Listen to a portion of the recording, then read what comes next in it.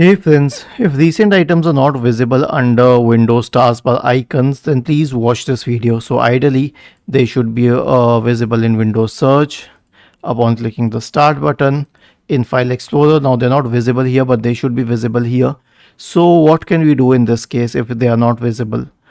Right click on the Start button, select Settings from the menu, go to the uh,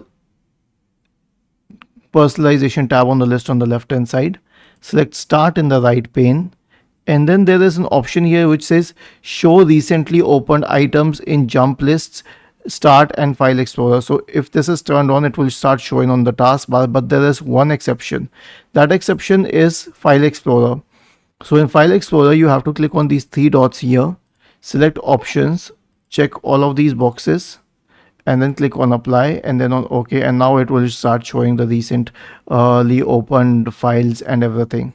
Was this helpful? If yes, then please subscribe to the channel, and if not, then let us know in the comment section of the video on how we could help you further. Thank you for watching this video and have a nice day.